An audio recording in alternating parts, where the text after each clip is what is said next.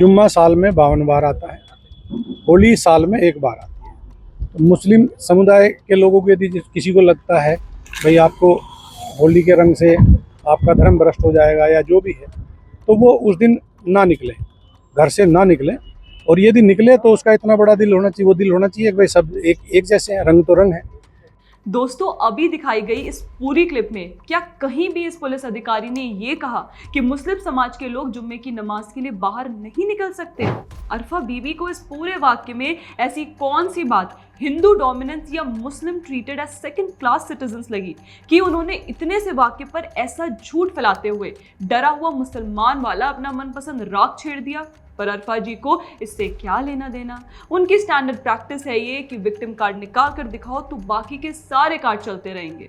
इसलिए चलिए अरफा बीबी के डरा हुआ मुसलमान के नैरेटिव वाले फैब्रिक की बखिया उधेड़ कर देखते हैं कि इसमें कैसे कैसे धागे निकलते हैं।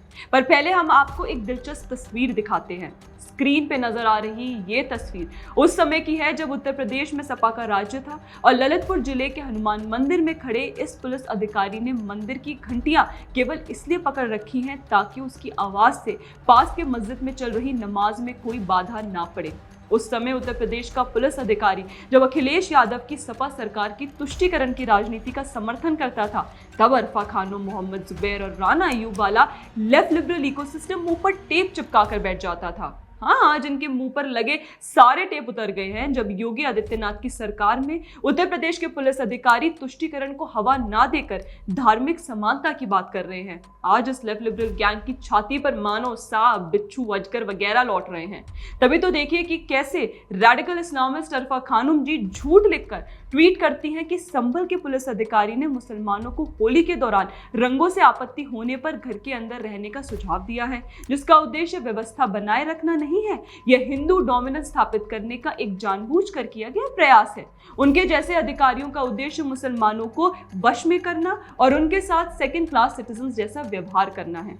कुछ ऐसा ही ट्वीट कल फाइनेंशियल फ्रॉडस्टर राना अयूब ने अपनी ट्विटर टाइमलाइन पर पोस्ट करते हुए लिखा, सांप्रदायिक दंगों की जांच करने वाले विभिन्न आयोगों द्वारा मुसलमानों के खिलाफ पुलिस बल में निहित भेदभाव और पूर्वाग्रह को बार बार साबित किया गया है। तो हमारा यहाँ अरफा बीबी और राना अयूब से यह सवाल है कि जिसे आप हिंदू डोमिनेंस या पुलिस द्वारा मुसलमानों के खिलाफ भेदभाव बता रही हैं, उन्हीं हिंदुओं को अलीगढ़ मुस्लिम यूनिवर्सिटी ने होली मनाने से मना कर दिया। अपना ही त्योहार मनाने के लिए उन्हें परमिशन लेनी पड़ रही है। ये कैसा हिंदू डोमिनेंस है? या फिर डोमिनेंस की हमारी समझ कुछ और ही है? और अरफा बीबी, आप तो यह भी कह रही हैं कि मुसलमानों के साथ सेकंड क्लास सिटीजन व्यवहार किया जाता है।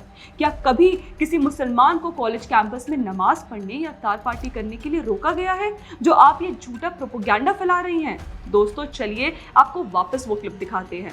तो इस क्लिप में नजर आ रहे शख्स संभल के सीओ अनुज चौधरी हैं, जो जिले में कानून व्यवस्था शांतिपूर्वक रखने के लिए ये गुजारिश कर रहे थे कि मुसलमान भाई होली वाले दिन अपने जुम्मे की नमाज घर से ही पढ़ ले, ताकि कोई सांप्रदायिक विवाद या झगड़े की स्थिति पैदा ना हो। और हाँ, अनुज चौधरी ने यह भी स्पष्ट किया कि अगर कोई मुसलमान भाई मस्जिद आकर अपनी जुम्मे की नमाज पढ़ना चाहते हैं तो उसे मस्जिद जाने में कोई परहेज नहीं, लेकिन उनके अंदर इतना बड़ा दिल होना चाहिए कि होली के रंग में उन्हें ये ना लगे कि हमारा धर्म भ्रष्ट हो जाएगा, क्योंकि रंग तो रंग है। और इसी बात का स्पष्टीकरण करते हुए योगी आदित्यनाथ ने क्या कहा, वो आप सुनिए।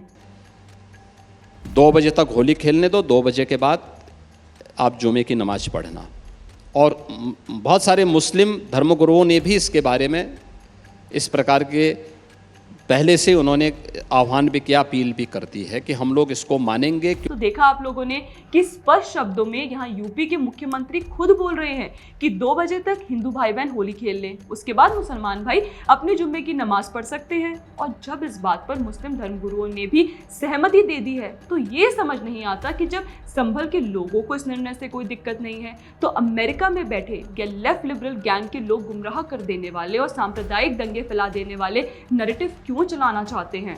खैर, टिप्पणियां करने में तो हमारे विपक्षी दल के नेता भी कुछ पीछे नहीं रहते। तभी तो देखिए आपके संजय सिंह अनुज चौधरी को लफंडर टाइप बुलाते दिखे। बस जबरदस्ती का हीरो बना घूम रहा है। तो ऐसे लफंडरों के बयान को आप लोगों को नहीं दिखाना चाहिए, मैं ये कहना चाहता हूँ। हाँ, हो सकता है कि इस इकोसिस्टम को अनुज चौधरी का हनुमान भक्त होना या फिर उनकी स्पोर्ट्समैन वाली फिट बॉडी शायद पसंद ना हो, इसलिए भी ये लोग ज्यादा रोना गाना कर रहे हैं।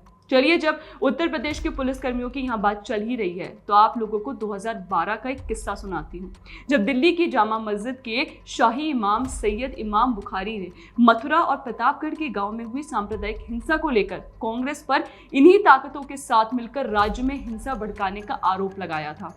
मैं यहाँ इमाम बुखारी के शब्दों को कोट करती हूँ। सपा को मुसलमानों का अच्छा समर्थन प्राप्त है। कांग्रेस को एहसास है कि लोकसभा चुनावों में अच्छी संख्या में सीटें जीतने की उसकी योजना मुसलमानों के समर्थन के बिना पूरी नहीं हो सकती, इसलिए वह सांप्रदायिक ताकतों की मदद से ऐसी स्थिति पैदा कर रही है ताकि मुसलमान सपा से नफरत करने लगे।